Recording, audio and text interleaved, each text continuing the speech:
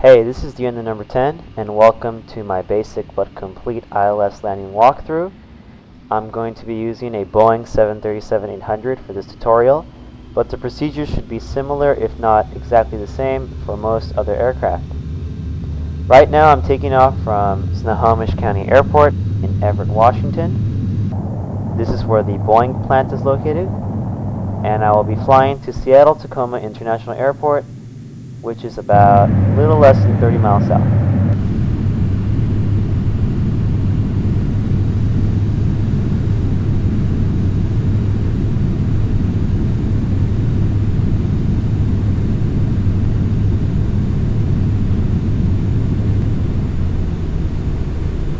Landing gear up, turn on the autopilot, set altitude to 2,500 feet. Auto throttle is set to 250 knots, but I'm going to bring that down very shortly.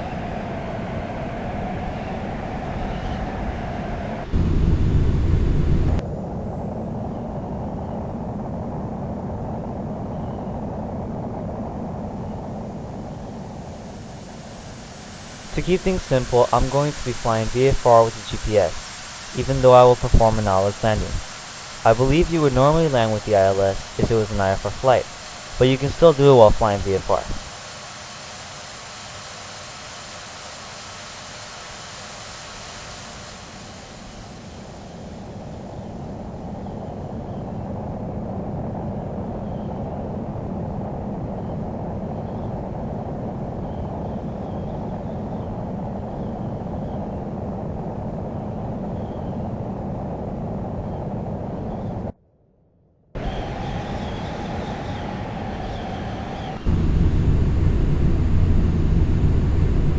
Now that I've leveled off, I'm already going to start reducing my speed as I approach Seattle. Let's contact Seattle Tower now.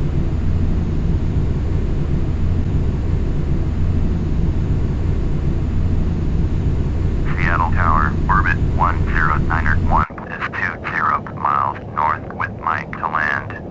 Orbit 1091, Seattle Tower, fly straight in, runway 16 left, altimeter 3017. Fly straight in, runway 16 left, orbit 1091.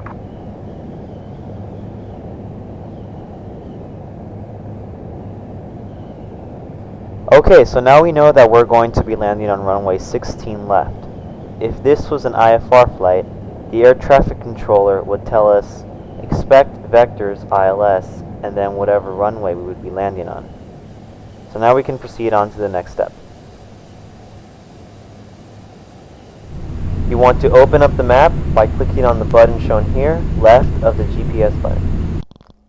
Okay, so Seattle-Tacoma is at the bottom. Use the tools at the top to move down and zoom in. Click on the runway you will be landing on. In this case, it's 16 left. Under Facilities, locate the runway again and double-click it. In this case, it's ILS DME 16 left. It should bring up facility information. Take a look at the frequency. In this case, it's 110.30 megahertz.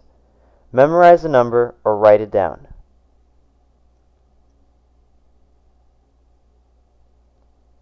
Now take a look at the heading. For us, it's 161. Again, memorize it or write it down. Now you're going to be opening the radio stack, which is the button right here to the right of the GPS. Go over to where it says nav1 and under standby, put in the frequency you just got from the map. In our case, it's 110.30. Press the button in the middle to switch to the active. Close the radio stack. Now look for a button that says nav and GPS, and make sure it's selected to nav. By default, it's selected to this, but I had the GPS on, so I switched it. Go ahead and disable the nav hold switch and turn on approach hold. But look, there's a light that says below glide slope. That means we don't want to turn off the altitude hold, or else the plane is just going to fall from the sky. Don't worry about this though, because once you are leveled with the glide slope, the Autoland will automatically start descending your plane, and the altitude hold will be disabled.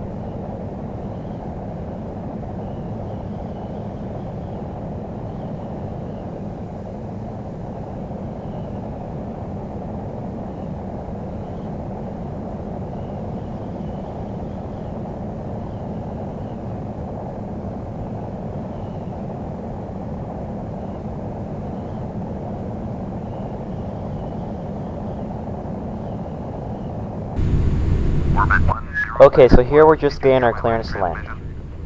Clear to land. Runway 16 left. Orbit Landing gear down. 1. Setting the auto brake. Open the throttle control now and arm the spoilers.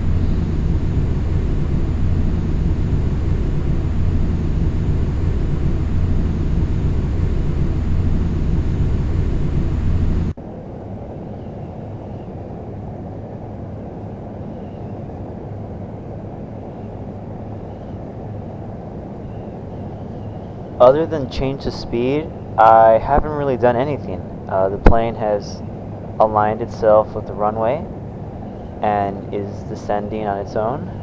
So I'm just kicking back here and letting the Autoland work.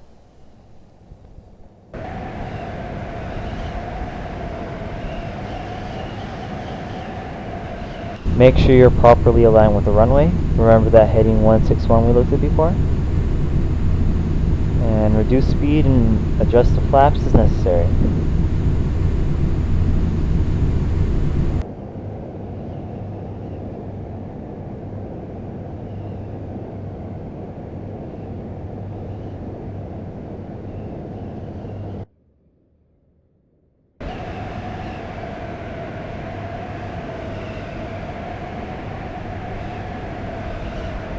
You see these two diamonds at the bottom and at the right? They tell you where you are relative to the glide slope. You just need to make sure that the flight director is on. Reducing my speed again.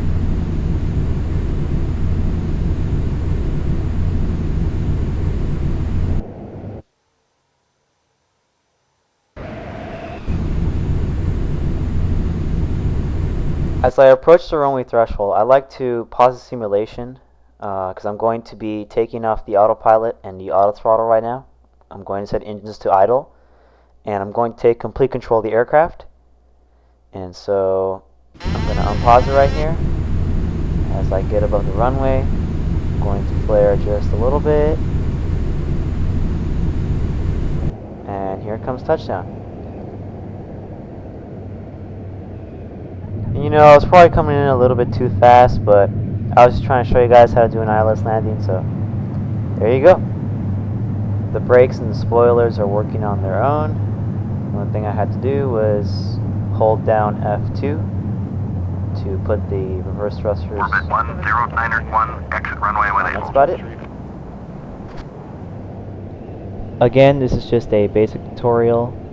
It's not meant to be perfect, and I'm not a real pilot yet. But hopefully, you know, it helps some of you, and thanks for watching.